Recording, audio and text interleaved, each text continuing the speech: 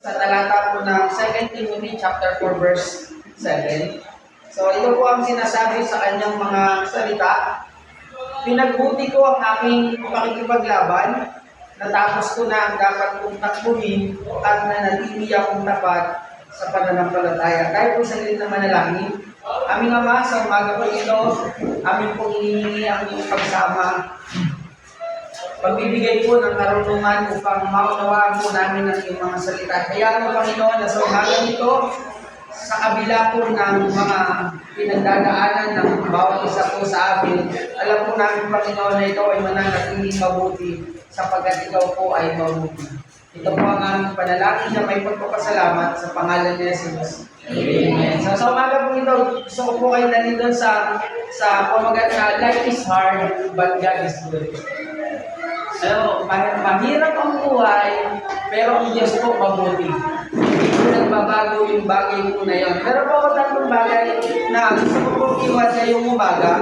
Sabi po doon sa verse 7, pinagbuti ko ang aking pakikipaglaban. Ang nagsasalita po dito ay si Apostle Pablo, na kung saan sinasabi niya po ito kay Timothy. Sino po si Timothy yung sumusunod sa kanya? Batang pastol na iniwan niya po doon sa tinalagayan doon sa church po ng Ephesus. Na kung saan, sabi niya po dito, ito po yung mga huling araw na, panahon, oras ni Apostle Pablo bago po siya ano tawag doon, execute sa pamamagitan po ng pagputol po sa kanyang ulo. Alam niyo po, isang bagay po nakakamuna po dito kay Apostle Pablo. Sa kabila po ng kanyang kalalagayan, sabi niya sa kanyang talata, sabi niya, pinagbuti ko ang aking pakikipaglaban. Yun po yung muna kong gustong iwan po sa babi sa po sa atin. Sabi po dyan, pinagbuti ko yung aking pakikipaglaban. Ano po yung gusto sabihin niya Apostle Pablo po dito? Sabi niya po dito sa wikang Ingles, I have fought the good fight of faith. Alam niyo po, ang sinasabi niya lang po dito, patungkol po doon sa pananampalataya o doon po sa ginagawa nila Apostle Pablo. Patungkol po ito doon sa kung paano paraan dapat mamuhay ang isang mananampalataya. Alam niyo po, dito po sa talata nito, makikita po natin dito isang statement na kung saan sabi ni Apostle Pablo, pinagbuti ko ang aking pakikipaglaban.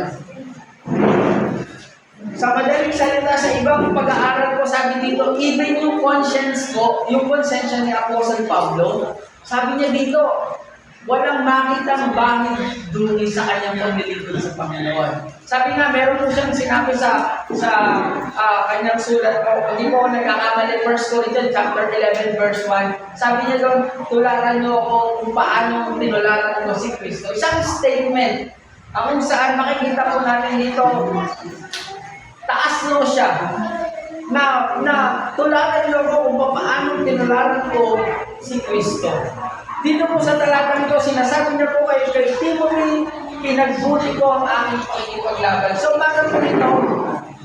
Sa dami ng mga hamon sa buhay po natin, sa dami ng pinagdadaanan po natin, kabi-kabila, daming problema, daming pagsubok, gusto ko sabihin sa bawat isang po sa atin, pagbutihin po natin yung ating pakikipaglaban bilang mga tagasunod ni Kristo.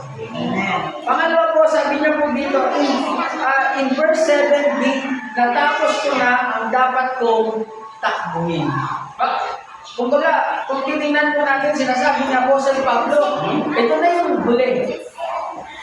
Diba? Ito na yung last. Sabi nga po, meron po isang tagapagsalita, kung meron kang gagawin sa Panginoon, gawin mo na ito para ito na yung last. Okay?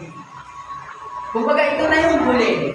Bakit? Kasi ibibigay natin yung pinakamainam. Sabi ni Apostle Pablo, natapos ko na ang dapat kong takbuhin. Ano po yung sinasabi niya po dito? Yung ministry na ibinigay ng Diyos, na pinagawa ng Diyos kay Pablo. Na gusto niya po sabihin kay Timothy, na gusto ipaalala po sa atin sa panahon po natin ngayon. Sabi niya dito, tapusin ang takbuhin.